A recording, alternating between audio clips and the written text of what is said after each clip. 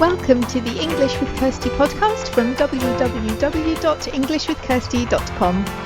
Here I'll be sharing with you tips, information and other learning resources so that you can improve your business English.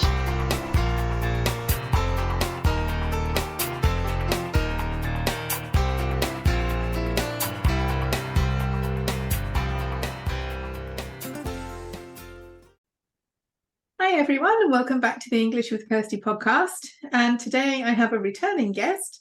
Marta's back with us. She was here before. We had an episode together, and she came on the episode about the conversation club. So definitely check those out if you haven't already. But today we're here to talk about perfectionism, because I think that's something that many of us can relate to, and it's good to explore it a bit more. So Marta and I have known each other for about a year and a half now, I think.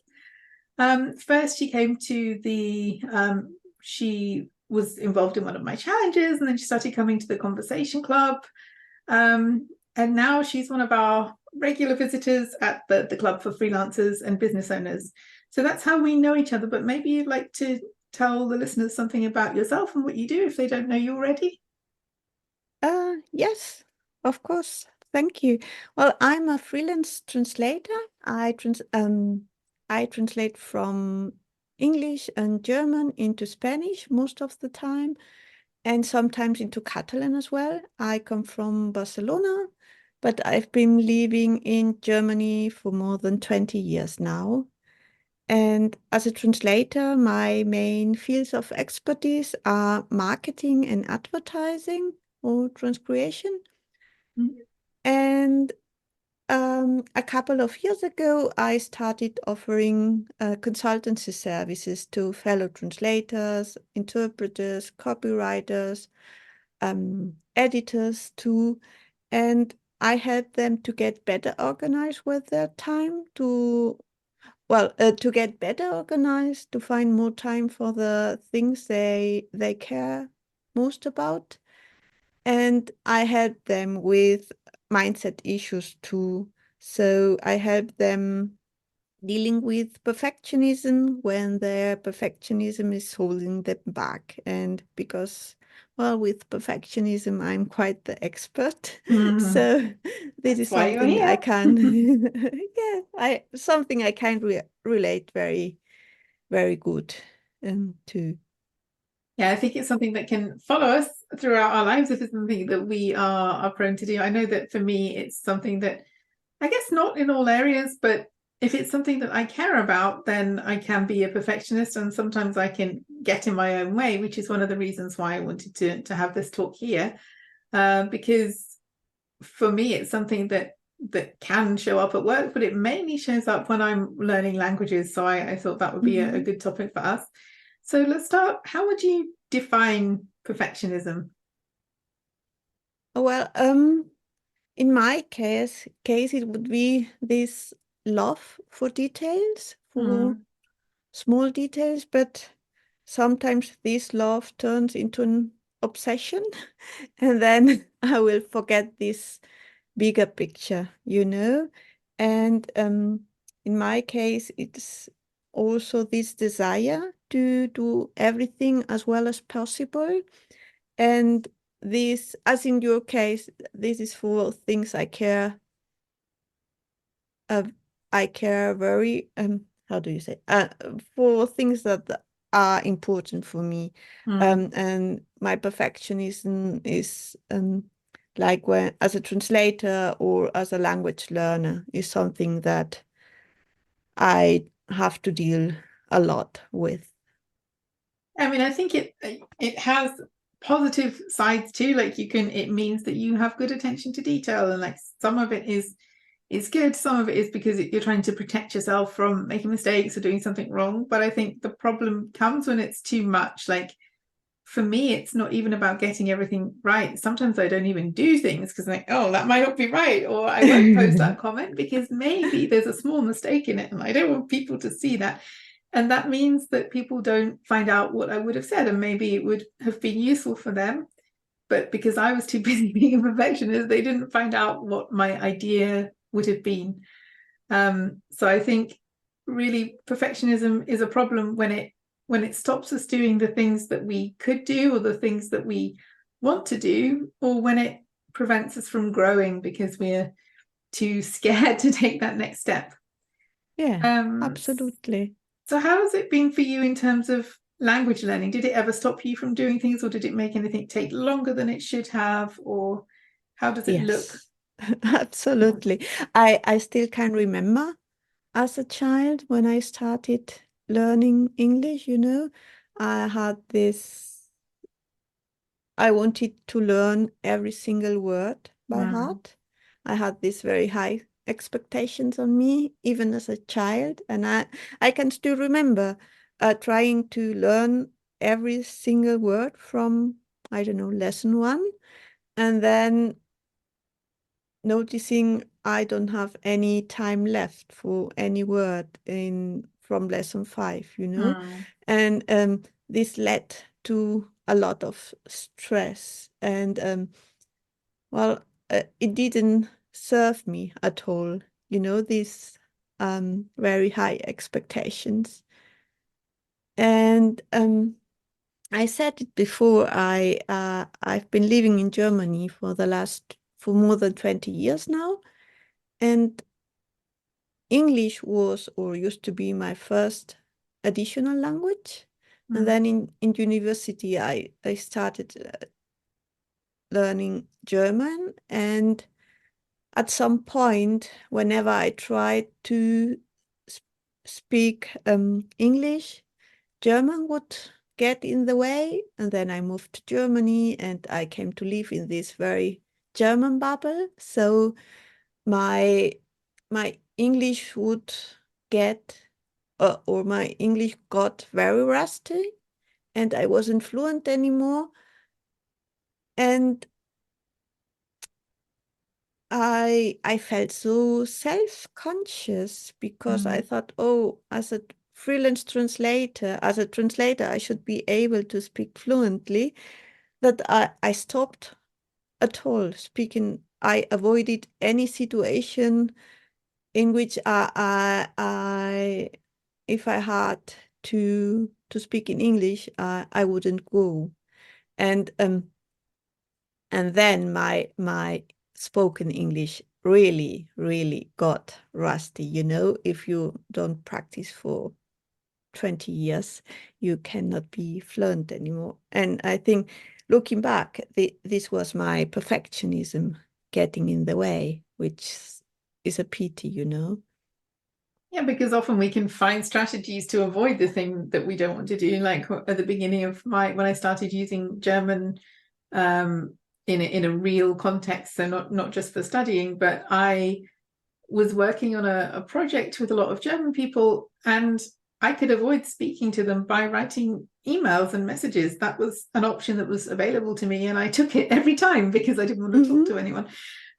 Now I don't have that problem, but at the time I kept doing this, and the problem got worse. And then we had to have a meeting, and they almost didn't recognize me because I wasn't the person who was sending lots of emails and sharing lots of ideas. I was sitting there in the corner hoping nobody would speak to me because I didn't address the problem sooner. It just got bigger. If I'd started, having one-to-one conversations with people from the project, and then I would have felt better prepared for this big meeting, but I didn't do that. So when I got there, I really struggled. But I think some of these things, like at school, for example, you have to do certain activities, but in your professional and private life, you can avoid things if you want to.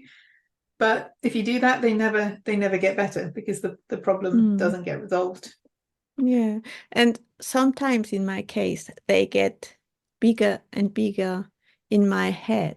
And when I say, okay, stop, you'll try, you will take baby steps. And then I realize, well, it's not that big deal, I made look for a word in the beginning, but after a while, if I know the person, if this person, and I feel confident, I will start speaking much better, It's not that I'm not able to build a single sentence. Yeah, and I think even in our own language, I was speaking to someone in English this morning and I forgot a word in English. So it happens in your own language too, especially if you're maybe switching a lot throughout the day between different languages. But even then, normally it's normal to forget a word and we don't think anything of it in our first language. But if we do it in another language, that's a big deal. Why didn't we learn this word? So we're Well, talking about, sorry. No, this is something I realized I do a lot, like setting the same standards in all my languages, like or forgetting I sometimes I don't know a word in my own first language, or wanting to all my text in any language to be as perfect as a paid assignment. You know what I mean? Like yeah. giving the same importance to a comment on social media in German as I would do for a paid assignment in Spanish. It's like this. It makes no sense. You know No, it what I doesn't mean? deserve that much of your time and energy. Yeah, you want it to be Yeah. good, but good is good enough. It doesn't have to be perfect. So we're talking about vocabulary and getting our own spoken and written language right. Would you say that you're a perfectionist in every area of language, or are there some things that you can let go a bit more, be more relaxed about? Um, I'm very relaxed when it comes to reading.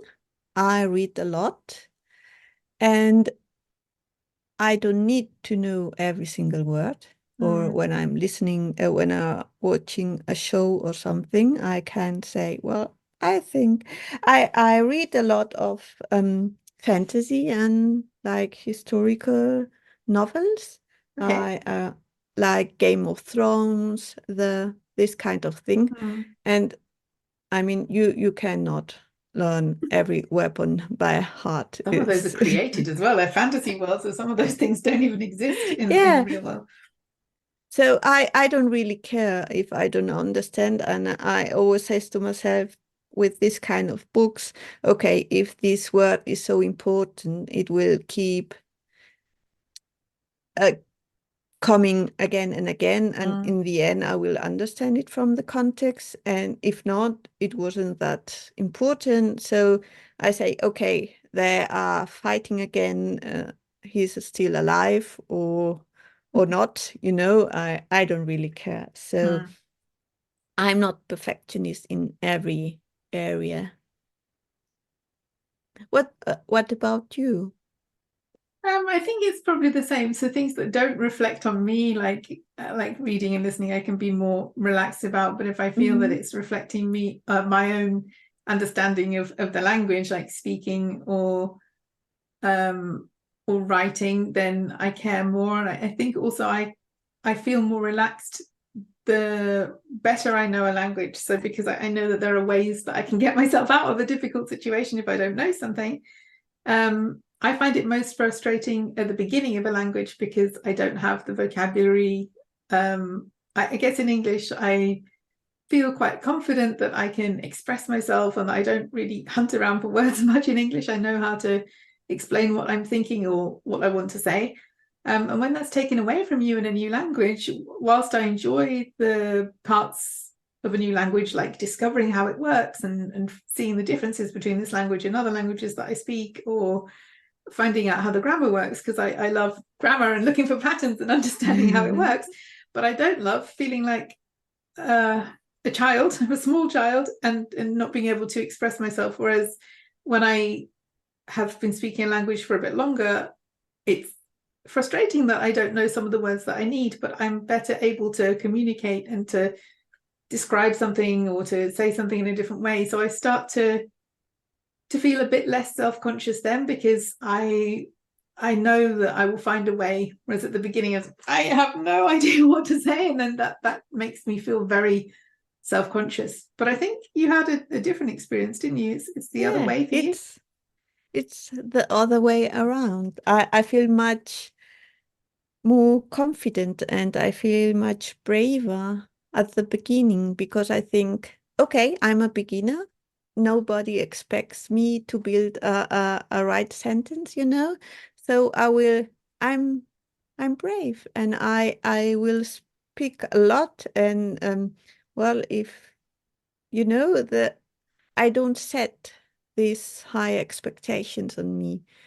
And then over time, I mean, if you've been learning English for 10 or 20 years, it's like now it should be perfect, Yeah.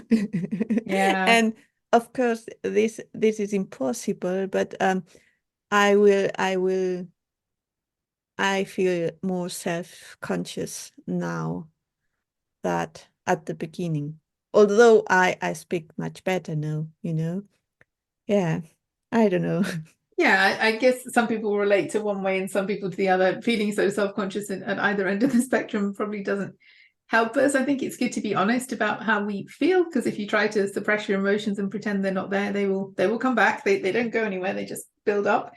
So I think it's good to be honest, but at the same time, find ways to deal with that self-consciousness, or to deal with that fear of speaking, or however the perfectionism raises its head.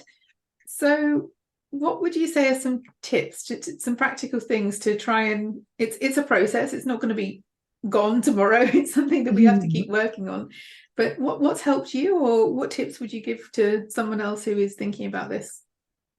For me, it has helped me a lot to sit down and reflect, and really asking myself, okay, Marta, are these high expectations on you really serving you, or is this perfectionism that holds you back? You said that did you say that with done is better than perfect? Yeah, This I is probably said that. I don't know, but this is Yeah. something. This is an advice I get a lot, and I try to use it, but it doesn't really work for me, you know.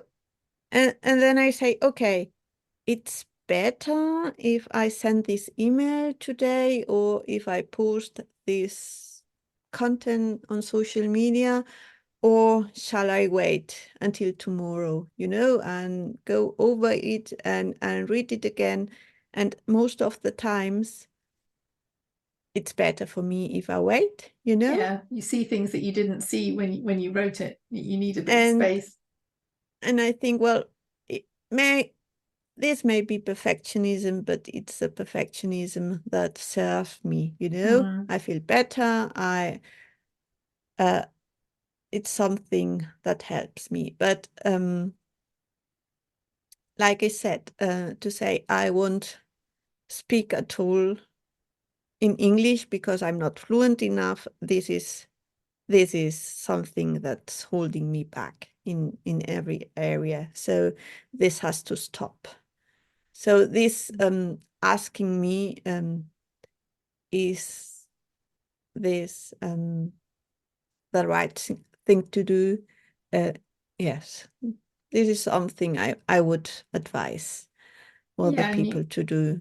you mentioned the small steps. I think that's another thing, like finding a step between the thing that you feel a bit nervous about doing and where you are now. So for example, when I started learning Romanian, I was very shy about speaking. So I had the problem with German, I got over that, and then it came back with Romanian. But I knew that if I was talking to somebody like a friend one-to-one, that would be easier than some of the other things that I was doing, like presenting my business in a meeting where I was the only non-native speaker. So I did more of the thing that was a bit challenging, but talking to my friends, yeah, they wanted me to succeed. They weren't going to laugh at me. In fact, nobody laughed at me, but doing something that is a bit easier than the challenge you've set yourself is a way to get there, because starting off with a really hard thing might be too much of a leap.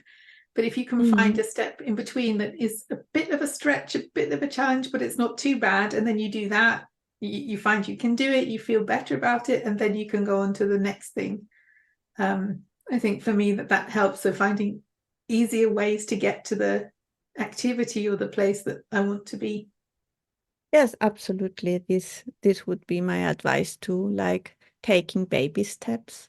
And for instance, when I decided to sign up for your conversation club, it was a challenge for me, like, oh, who is going to be there? And I will have to say, I'm a translator. What are they going to think? This, but it felt manageable. It was a challenge for me, but I didn't I didn't freeze. And because this is the problem for me, if a challenge is too big, I will freeze. I will start procrastinating. This is something that's very related to my perfectionism. And so I said, well, I will sign up for one time. I don't have to repeat it if I don't like it. And then I took part in this first conversation club and this how do you session, and it was all right. It was fine, and I said, okay, I will do it again. But if at the beginning I said, "Oh, you'll do, can you please do 2 podcasts with me and 2 presentations at the club," which you have done now. But if I said that at the beginning, maybe that would have been too much, and you would never have come back to the club. But starting with No. just participating, introducing yourself at the beginning, and then taking part in the discussion if you want to, and then moving forward uh, to doing the presentation, then to doing the podcast. It's building gradually so that you get more and more confident as the things become more challenging, but they don't feel as challenging because you've already done something else in between. Yes, absolutely. I think 2 years ago, I wouldn't have volunteered for a podcast in any language. It's no, never, Yeah. ever. This is not me. So, and here I am, and I'm sure I'm making mistakes along the way, and it's all right. And this would be another tip of me, like putting myself in situations when I know, okay, I'm going to make mistakes, because there's no way I speak for half an hour and not make a single mistake, for instance. But to know, okay, it was good enough, and the it didn't happen anything like very, I don't know. Um, Nothing I bad, would nothing embarrassing, nothing. Yeah, it was just. yeah, the world kept spinning round, It's like, oh, I make a mistake, but I'm here, you know. Uh, I think with this perfectionism, it's about to looking at the bigger picture. What it's all right. Yeah, but also sometimes it helps to think about, okay, what's the worst thing that could happen here? Not to be Yes. negative, but just to think, okay, and that worst thing, how bad is that? It's not that bad, really. It's like what's the worst thing? How likely is it to happen? Like this terrible thing that you think is going to happen. What is the chance realistically of that happening? So it's not going to be that bad, and it's not going to be that likely to happen. So really, does it deserve so much energy? Yeah, Yeah. absolutely. And I think making it fun as well, like if you can find some ways, if for example speaking is something that you find difficult, find some ways to speak in a way that's fun for you. Maybe get a language exchange partner, or find a group in the language that you're learning connected to one of your hobbies, or a book club, or whatever. But do something that you will enjoy, and then you'll get the practice by default. And at the same time, you'll improve, and it won't seem so scary, because I really do believe that learning should be fun. Yeah, we all have to do it if we want to improve, but if you make it really serious and boring, then nobody's gonna do it. So I really think it should be fun. Yeah, absolutely. Yeah, I do think being surrounded by nice people who help you Yeah. in your language journey, if you want, is something that that has helped me a lot. Well, not 20, 30 years ago, I was in Berlin for my language exchange, and I was a year abroad, and I met this student from the Basque Country, and she was a very nice person, and she wanted to learn German too. And of course, we could speak Spanish, but we decided we are going to speak in German. Mm. And it was lovely because at the time it was very difficult for us to build a long sentence. And in German, sentences can get very long, and you have Yes. to wait until the end to to put the verb at Just the to end. find out what the verb was, yeah. And then sometimes you forget, oh, how did I start this sentence? I don't remember, you Mm. know? So we would look at each other, and when the other one was able to build a sentence, we would congratulate ourselves, like congratulate the other one with thumbs up or something. And German speakers wouldn't notice this was being so difficult for us, no? Yeah. But having this support, having someone who understand who understands what you're going through is something I find it very helpful. Yeah, and people who will help, because I've had so many nice experiences with Romanian, with German, although German I started at school, so I've had people that have helped me along the way, but I already had some level of German when I started. But with Romanian and now with Portuguese, I'm starting from the beginning. And I've encountered so many kind and helpful people who are happy that someone is learning their language and who want to help. So I think if you look, you will find them. The same with Mhm. people who are learning English. If you look for nice people, you will find them.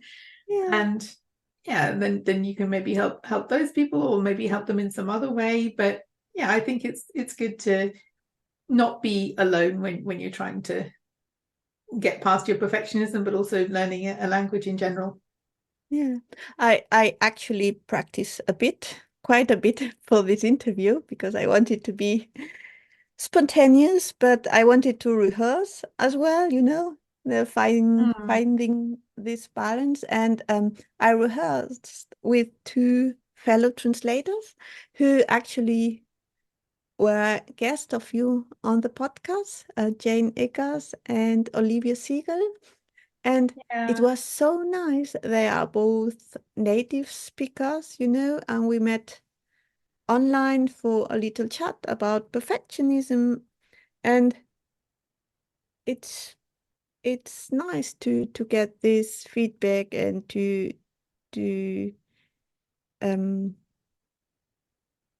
to get some support, and this makes me feel more confident and brave, and you don't have to do this alone. Yeah, the translator community especially is very supportive. I've managed to infiltrate, even though I'm not a translator, but I'm working on, other projects and things, and I've met some really, really nice people in that community on LinkedIn. So I think, yeah, it's good to find people who will support you and want you to do well, and you can do the same for them in other ways. Yes. So I wanted to thank you for coming on the podcast. Some of our experiences are different, but others are very similar. So it's good to find someone else who's challenging their perfectionism and trying to make sure it doesn't stop us doing the things we want to do. And I think some of the tips that we've shared will also make sense to other people. They will resonate. So I hope that the listeners will take courage from our what we've shared today and our tips. If people want to find you, where's the best place to find you online? Um, my website is martapagans.com with a hyphen between Marta and Pagans, Mhm. Marta without an H, and Pagans like Pagans. And for your German-speaking listeners, I have a blog and I send a newsletter twice a month.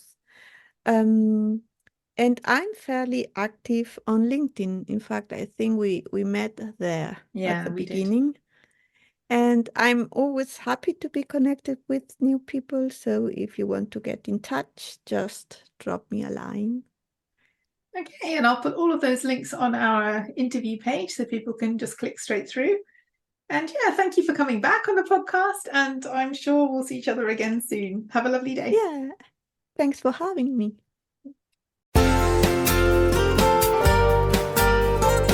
I hope you enjoyed this episode of the English with Kirsty podcast. If you have any questions or comments, my email address is kirsty@englishwithkirsty.com, or you can go to www.englishwithkirsty.com/podcast, where you'll find information about the individual episodes.